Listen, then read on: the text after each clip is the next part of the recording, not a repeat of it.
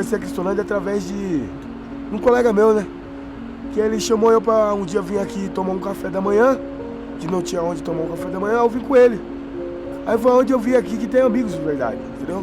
Porque eles têm Deus no coração. Aos 17 anos eu já era viciado em álcool, maconha e cocaína. Daí pra frente a minha vida foi de mal a pior. Já não tinha mais perspectiva de vida, longe da minha família, sozinho. O pessoal da igreja batista me convidou para orar e ele me perguntou por que você não sai dessa vida. Eu disse, não consigo mais, já tentei várias vezes, minha família já tentou me ajudar e meu negócio é só morrer.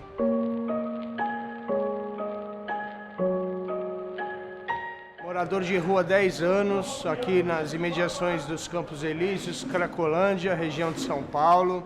Eu vim em busca de ajuda, porque lá no meio do fluxo entre 2.000 ou mais pessoas, a propaganda foi de boca em boca. Onde será que eu arrumo ajuda? Roupa, comida, banho, psicóloga, alguém que possa escutar na hora do aperto.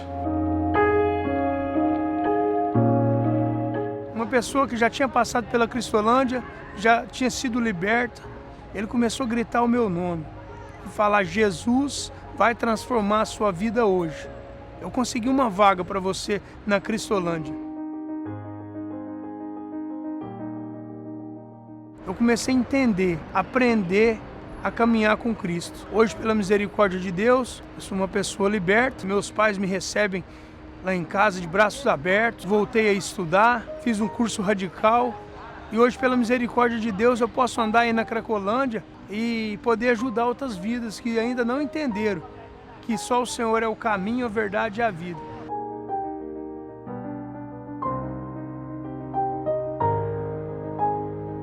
A gente faz maior esforço para com que elas entendam que existe um caminho de libertação, um caminho de salvação, e esse caminho é Jesus Cristo. Eu cheguei são e salvo novamente no meu seio familiar, graças a Deus, para honra e glória do nome dele. O projeto Cristolândia significa tudo para mim, porque é através dela que eu conheci Jesus Cristo.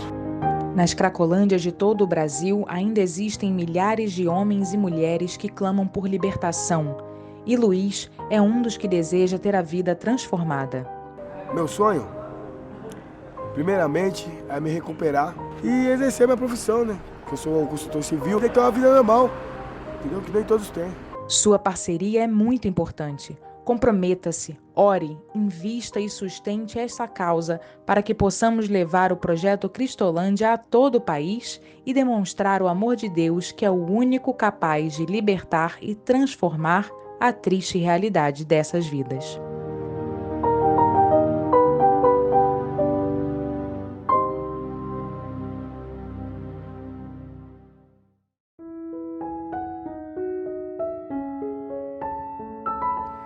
Olá, irmãos, uma alegria poder retornar aos lares dos membros da PIB Freguesia.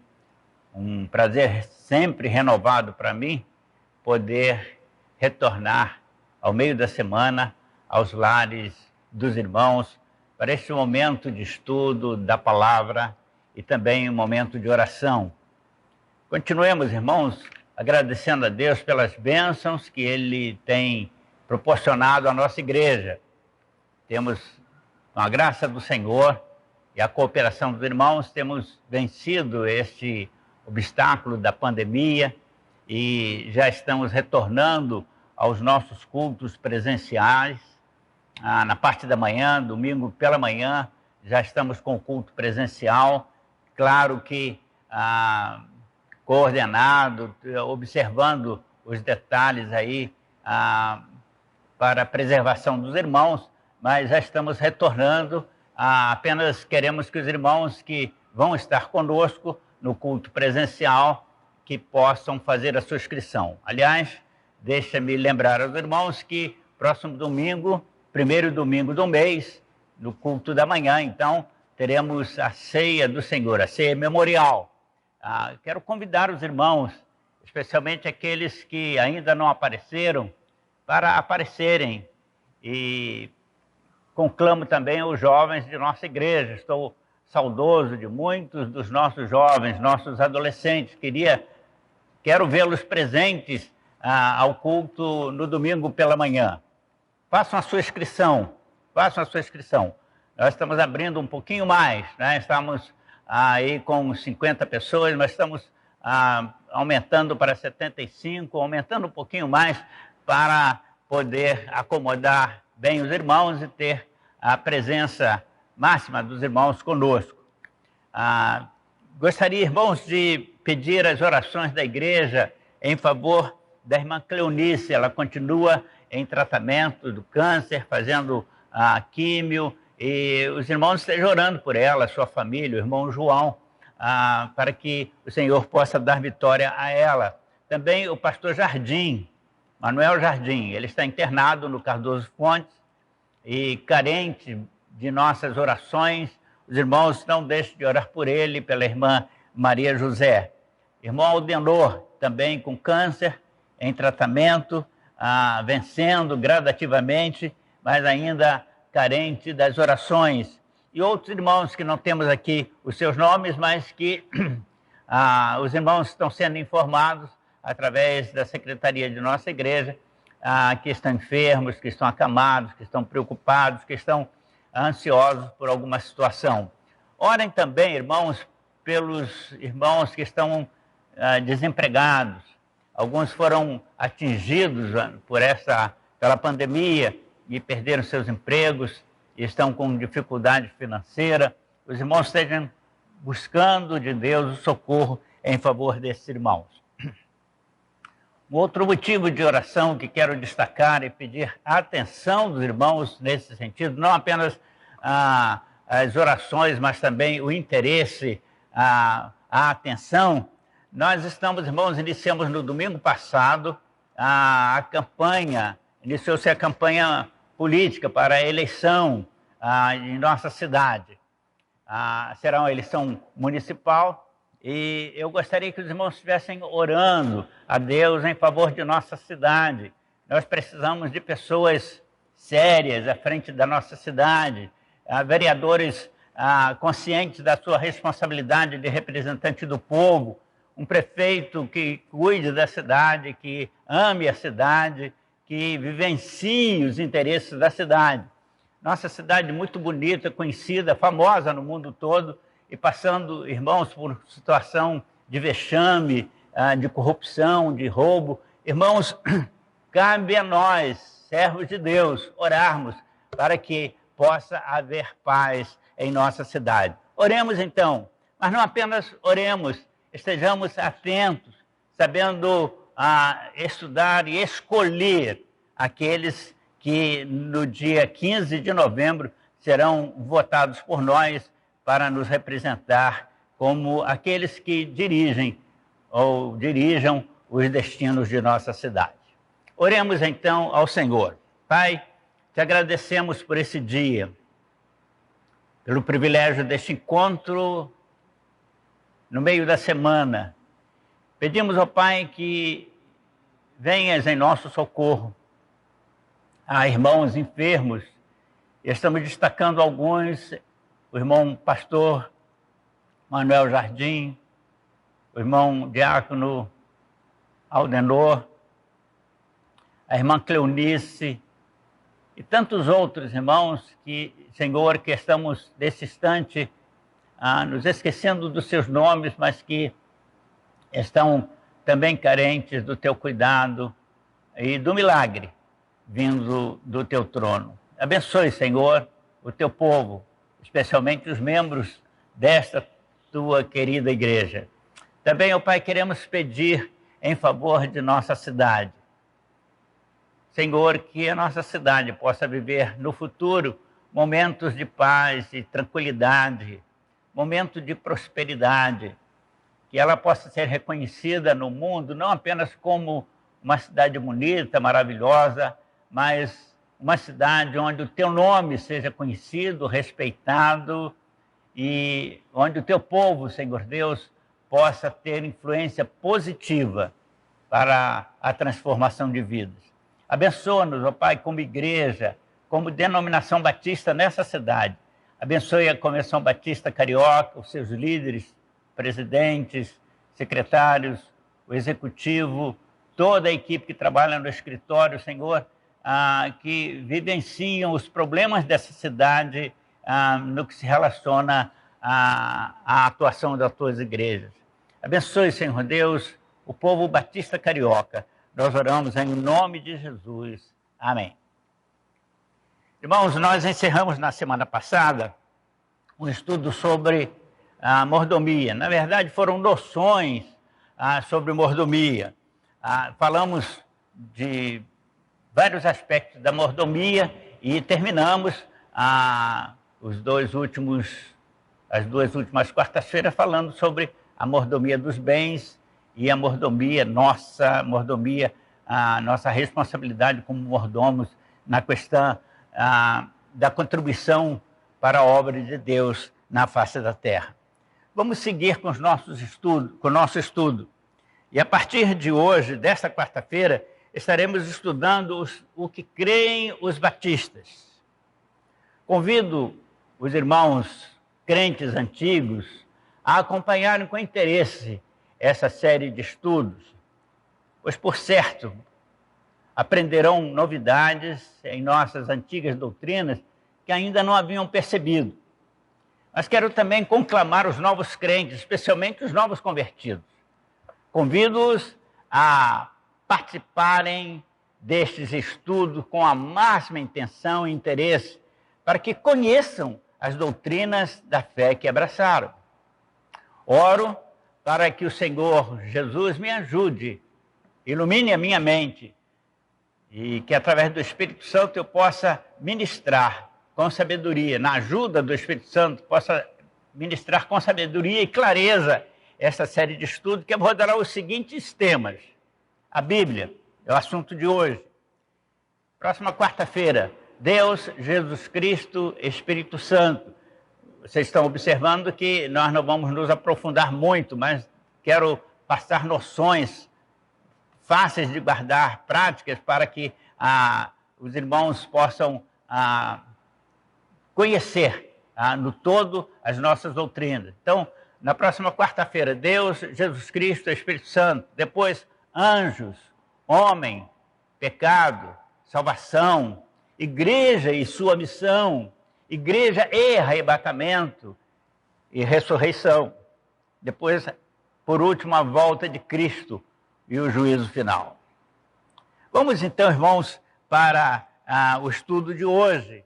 E eu quero chamar a atenção dos irmãos para o texto de João, capítulo 5, versículo 39, que diz: examinai as Escrituras sagradas, porque encontrarás nela orientações para a vida eterna, e são elas que testificam de mim, disse o Senhor. Irmãos, a Bíblia, este livro que os crentes utilizam com carinho. Eu sou do tempo em que os crentes levavam a Bíblia para a igreja, então era fácil na condução dos ônibus, nos bondes, nas ruas mesmo, identificarmos no domingo pela manhã aqueles que eram crentes que estavam indo para a igreja, porque desde o pequenininho ao maior, desde o mais novo filho até o patriarca da família, todos levavam orgulhosamente a sua Bíblia na mão. Houve até um tempo em que, jocosamente, as pessoas do mundo chamavam a Bíblia de desodorante de crente, porque nós carregávamos as Bíblias debaixo do braço. Então, de forma provocativa, eles se referiam à Bíblia como desodorante de crente. Mas, infelizmente hoje, ou felizmente, porque, de certa forma, também pela grande divulgação pela mídia, pela internet, pelos celulares, nós podemos ter na palma da mão, no bolso, a Bíblia completa em qualquer situação, né? Mas a Bíblia como livro de Deus, como a biblioteca sagrada, precisa ser entendida, conhecida, e este é o objetivo do estudo nesta quarta-feira. Ninguém, irmãos, ninguém pode dizer que é instruído, culto, conhecedor da vida e das coisas da vida, um letrado, sem ter lido com interesse de saber e conhecer a Bíblia. Não quero nem chegar à questão de receber a Bíblia como realmente a palavra de Deus, mas pelo menos para conhecer. Infelizmente, alguns chamados doutores que se colocam como críticos da Bíblia não conhecem a Bíblia. E é muito fácil conversar com eles e colocá-los no seu devido lugar, porque falam da Bíblia sem conhecer o que é a Bíblia, sem conhecer esse livro maravilhoso. A Bíblia foi e é o grande livro do conhecimento e do saber. A Bíblia é o único livro que exerceu e exerce influência entre povos e nações. Ela está presente em quase todas as estantes de livros do mundo. Está em milhões de lares. É livro de cabeceira de milhões e milhões de pessoas. É o único livro. A Bíblia antecede a imprensa.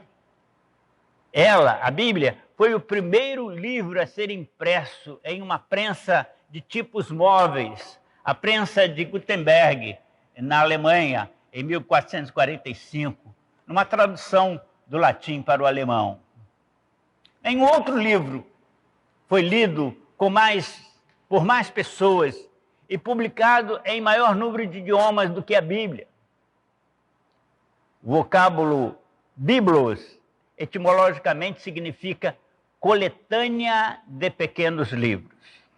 No que se refere às Escrituras Sagradas, Bíblia significa coleção de livros sagrados perfeitamente harmônicos entre si, reunidos em um só volume, através de um processo histórico irreverente e criterioso, divinamente dirigido. A Bíblia é a compilação de 66 livros, todos inspirados por Deus. Estes livros estão reunidos em 2 testamentos chamados de Antigo e Novo Testamento. O Antigo Testamento, formado por 39 livros, foram escritos em hebraico por sacerdotes, profetas, reis, líderes da nação israelitas. E o Novo Testamento, escrito em grego, contém 27 livros manuscritos pelos apóstolos com trechos de palavras transliteradas das próprias palavras verbalizadas por Deus na pessoa bendita do Senhor Jesus Cristo.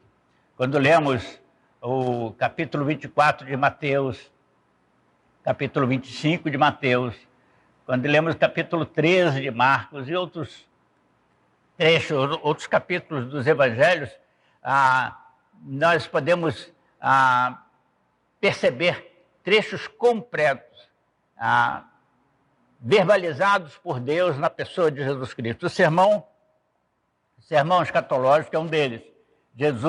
Deus, falando sobre os acontecimentos finais.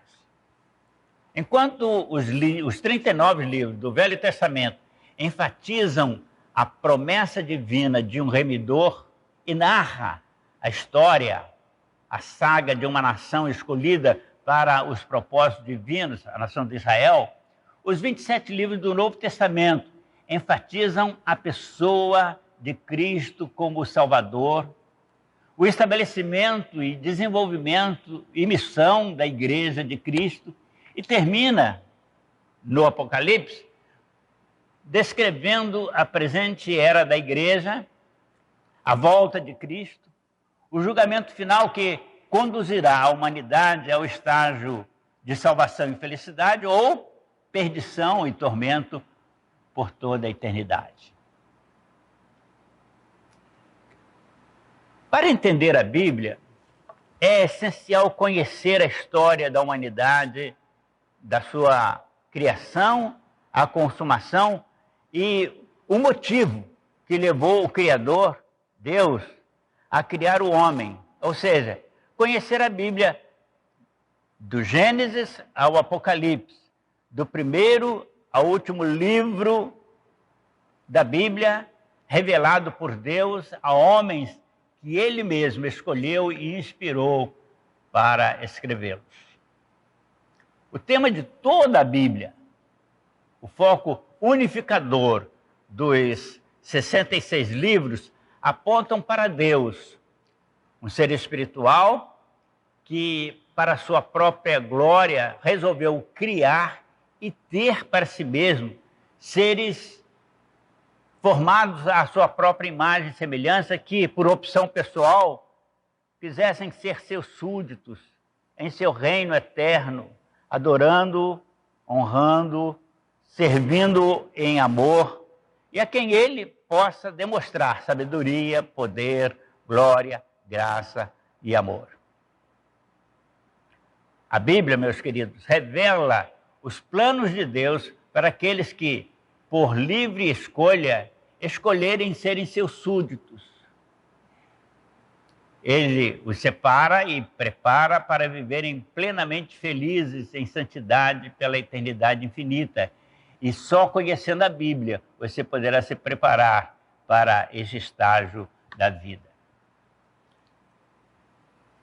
A Bíblia é um compêndio de 66 livros com 1.189 capítulos, 31.104 versículos, manuscritos por 40 escritores, inspirados por um só autor, Deus. Notem bem isso.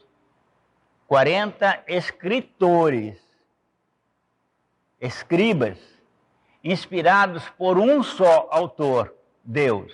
O autor da Bíblia é Deus. Moisés escreveu, vou me referir a ele daqui a pouco, ele escreveu os 5 primeiros livros da Bíblia, mas o autor dos 5 primeiros livros da Bíblia é Deus. Então, vamos lá. Entre Moisés, escritor dos 5 primeiros livros do Velho Testamento, e o último livro do Novo Testamento, escrito pelo apóstolo João, passaram-se 1.500 anos. Qual outro livro no mundo levou tanto tempo para ser escrito, completado, capa a capa? Nenhum outro. Só a Bíblia, a palavra de Deus. E ela se completa, irmãos. Lendo o Novo Testamento, ele está completamente de acordo com o Velho Testamento. Após ter sido escrito o último parágrafo do último livro, o Apocalipse, através de centenas de milhares de exemplares, as Escrituras Sagradas têm sido traduzidas em milhares de línguas idiomáticas e dialetos. O mais antigo registro de trechos bíblicos em português datam do descobrimento do Brasil, ano 1500. Quando Cabral estava chegando aqui no Brasil, havia em português apenas um trecho das Escrituras. Não havia a Bíblia toda escrita em português. Então, vamos lá. A informação para os irmãos. O mais antigo registro da tradução dos textos bíblicos em português datam de 1500. Mais de 2 séculos haveriam de transcorrer, de passar, até que em 1753 houvesse uma Bíblia completa, de Gênesis ao Apocalipse, em português. Mas não era em um volume só, eram em 3 volumes.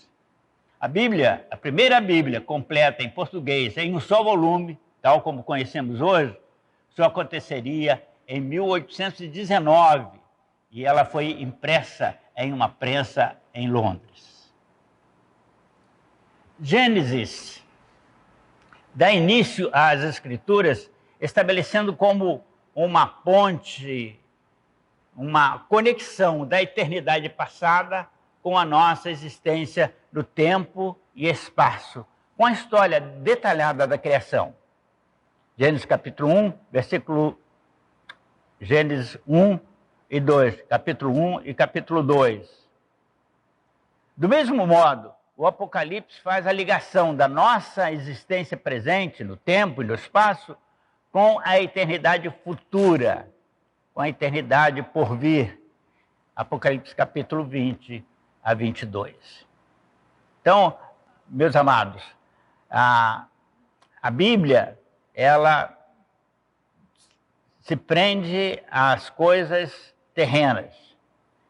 O primeiro versículo da Bíblia traz a informação da existência do Deus Criador, da existência de Deus, no princípio, Deus, e Deus criou. Então, o primeiro texto da Bíblia informa sobre a existência de Deus e que Ele é o Criador. Depois vem toda a história da criação, vem toda a vontade de Deus em relação à criação, a motivação de Deus para a criação, a razão porque Deus criou o homem e o que Ele deseja do homem. E lá no final, dos 3 últimos capítulos, nos 2 últimos capítulos da Bíblia, lá no livro de Apocalipse, então, há uma rápida informação sobre a eternidade, sem entrar nos detalhes da eternidade, mas o que digo é que Gênesis é uma ponte da eternidade passada, do tempo de Deus passado, e o Apocalipse é uma ponte do presente, do nosso tempo, do nosso espaço e tempo para a eternidade de Deus no futuro. A Bíblia é um maravilhoso compêndio de 66 livros, dos quais é revelado o que Deus pensa, revelada a situação do homem diante do que Deus pensa, e é ela que aponta o caminho que devemos seguir para nos desviarmos da perdição, alcançando a salvação. A Bíblia aponta o destino final e eterno para toda a humanidade, pós juízo final, castigo e punição, perdão e salvação, dependendo da nossa escolha individual na presente vida. A doutrina bíblica é santa, seus preceitos obrigatórios, suas histórias verdadeiras, suas decisões irrevogáveis e irrefutáveis. Devemos ler a Bíblia para nos tornarmos sábios. Devemos crer nela, na Bíblia, como palavra de Deus para sermos salvos. Devemos praticar seus ensinos para sermos santos.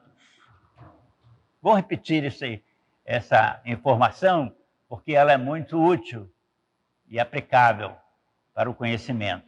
Devemos ler a Bíblia para nos tornarmos sábios. Ler a Bíblia não é ler um versículo solto aqui, outro versículo solto ali, uma referência bíblica que o pastor cita aqui e outra ali. Não. Ler a Bíblia como um livro, começando página por página até o final. Crer nela como palavra de Deus para sermos salvos.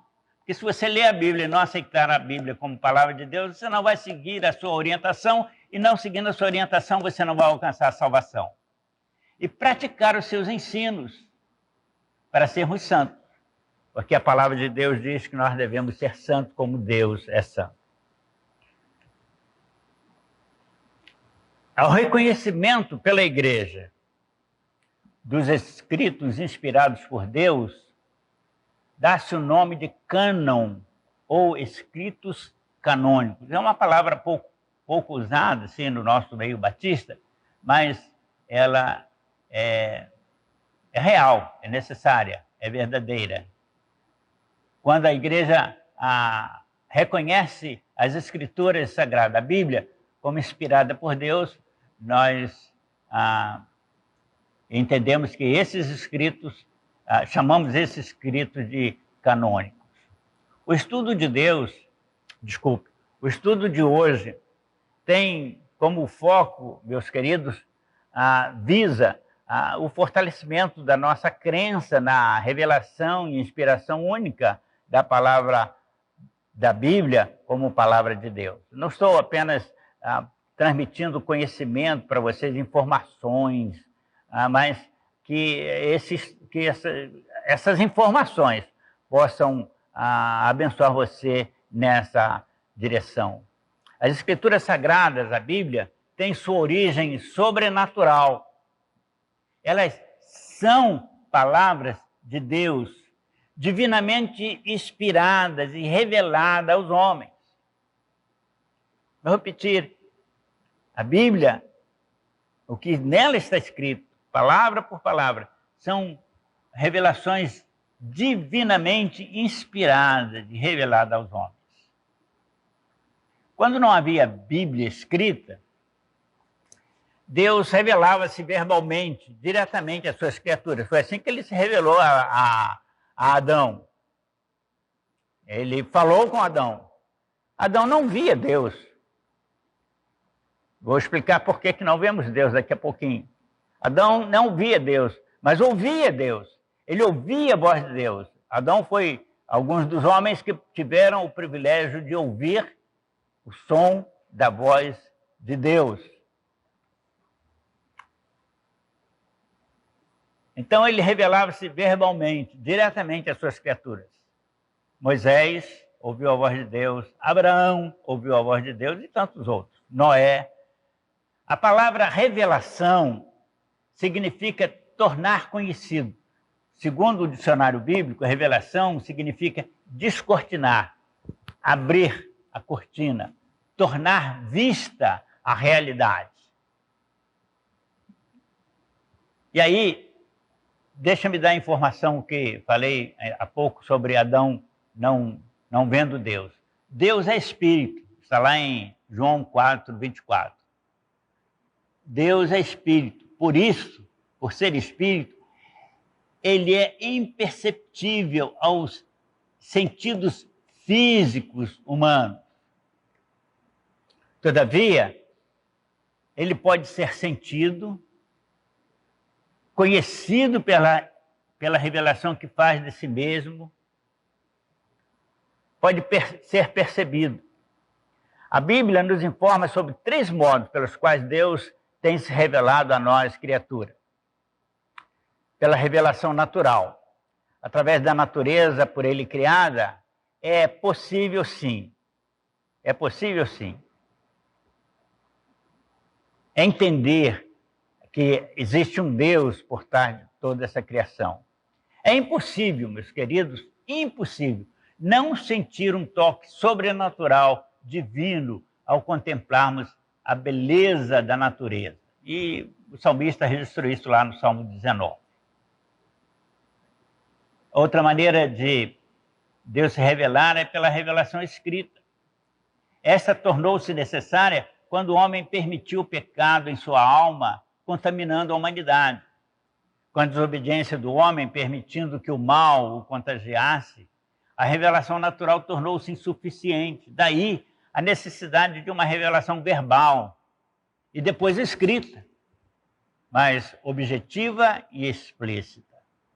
Por esse método, o Criador revela e comunica o seu amor à criatura humana, demonstrando-lhe o desejo de manter comunhão com ele e revelando-lhe a sua soberana vontade.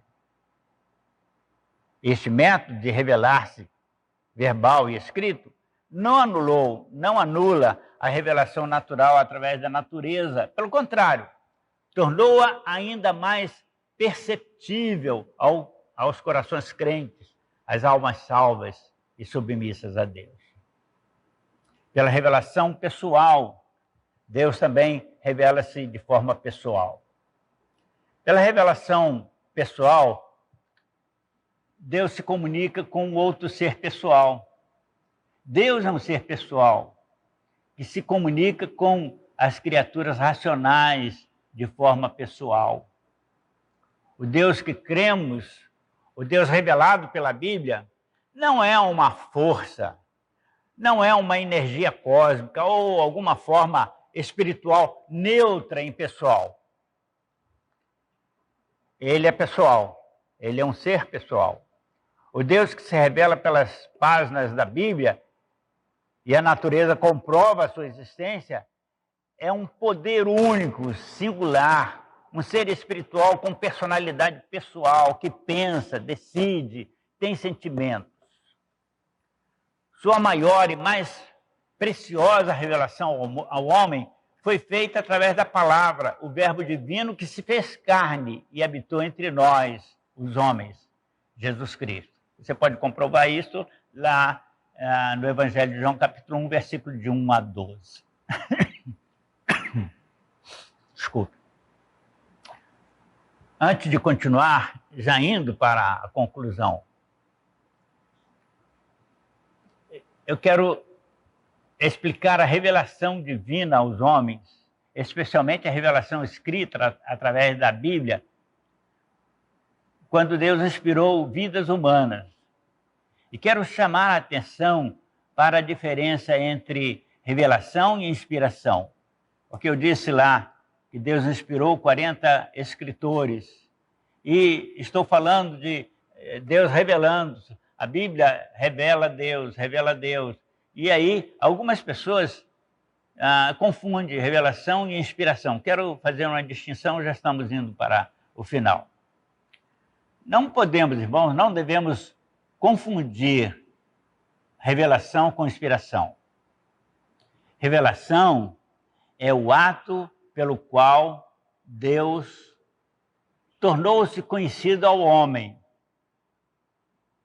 Inspiração é um modo como o homem recebe e transmite essa revelação de Deus. No grego, a palavra theopneus significa aquilo que é soprado por Deus. É com esse sentido que Paulo escreve a Timóteo: toda a Escritura é divinamente inspirada, isto é, soprada por Deus. Está lá em 2 Timóteo, capítulo 3, versículo 16. Deus, pelo Espírito Santo, soprou no ouvido espiritual de 40 homens planejadamente escolhidos cada palavra que a Bíblia contém, para que registrassem de modo correto e preciso sua divina revelação. Esse conceito de inspiração das Escrituras Sagradas afirma que todas as palavras da Bíblia, foram registradas pelos escritores bíblicos, palavra por palavra, do seu próprio vocabulário, porém inspirados e influenciados pelo Espírito de Deus, soprando-lhe a revelação em seus intelectos. O Espírito Santo enviou os escritores nas escolhas das palavras, orientou os escritores nas escolhas das palavras, de acordo com a personalidade, de acordo com o contexto cultural da época, de acordo com a própria cultura de cada um. Porque homens de culturas diferentes escreveram os textos sagrados.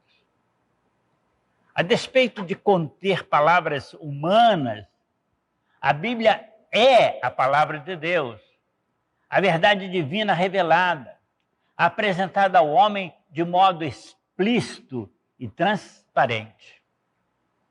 O relato, o ensino, os conceitos doutrinários das Escrituras Sagradas não possuem discrepância e é o único em todo o mundo adaptável a qualquer cultura de qualquer tempo. Todos os conceitos que estão na palavra, eles são adaptados. As Escrituras bíblicas são a infalível e verdadeira palavra de Deus. Elas testificam a existência do Deus Pai, Criador, do Filho, o Salvador, e do Espírito Santo, Consolador e Inspirador. Tudo que Deus tudo que Deus fez, faz e fará, está revelado na Bíblia. Ela diz que toda a criação é oriunda dele e converge para ele e depende dele para existir. A Bíblia diz que Deus criou tudo e todas as coisas para a glória dele mesmo. E para isso, criou um ser, um homem, à sua imagem e semelhança, para que esse ser, essa criatura, o reconhecesse como Criador e o adorasse como Senhor, do esplendor, do resplendor da sua beleza e do seu santo poder. Finalmente, a Bíblia apresenta sem reserva a verdade e a realidade da existência do mal que se originou em Lúcifer, transmutado em Satanás, contaminou, por permissão do homem, a humanidade. Nenhum outro livro no mundo revela o pecado e seu caráter maligno, malicioso como a Bíblia.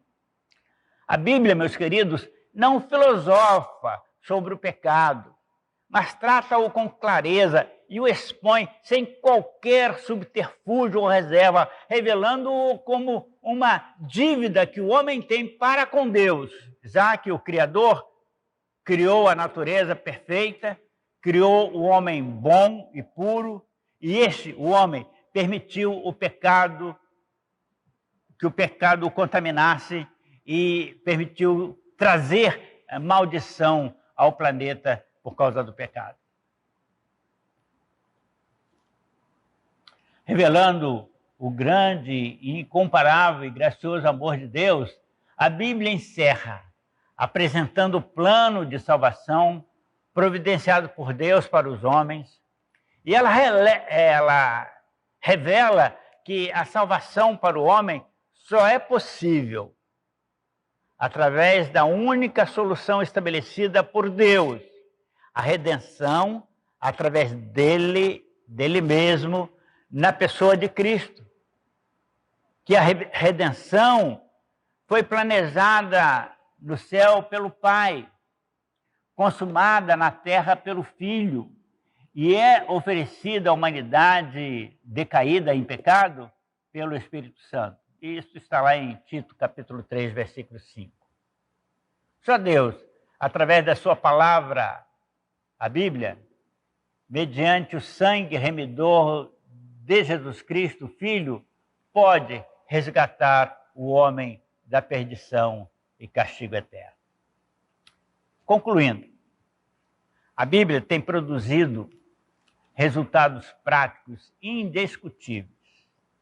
Ela tem influenciado beneficamente várias civilizações e transformado vidas em todas as gerações, trazendo luz, iluminando e abençoando milhões e milhões de vidas. Podemos confiar na Bíblia, irmãos. Dela podemos extrair fundamentos para a liberdade humana, pelo livramento humano do pecado. A Bíblia é instrumento de salvação. A Bíblia é alimento para a alma. A Bíblia é bênção para o crente. A Bíblia é fonte de vida para todo aquele que nela crê, como palavra do Senhor Jesus Cristo, o Verbo eterno. Ame a sua Bíblia. Use-a com carinho. Você tem em mãos uma biblioteca que pode transportar para qualquer lugar e se enriquecer com a sua leitura. Que Deus nos abençoe, queridos. Próximo estudo, então, estaremos falando sobre Deus. Deus na pessoa do Pai, do Filho e do Espírito Santo. Oremos para encerrar o estudo desta noite. Pai, aplique no coração, na mente dos teus filhos o estudo desta noite. Abençoe, Senhor, aqueles que pela primeira vez ouviram falar sobre estas verdades. Que eles possam, Senhor, conhecer a Tua palavra, amar a Tua palavra e ser abençoado pela Tua palavra. Abençoe os Teus filhos, ó Pai, aqueles que já conhecem a Tua palavra, para que eles saibam tirar proveitos benéficos da Tua palavra. Oramos em nome de Jesus.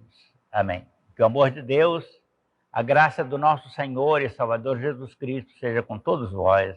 Amém.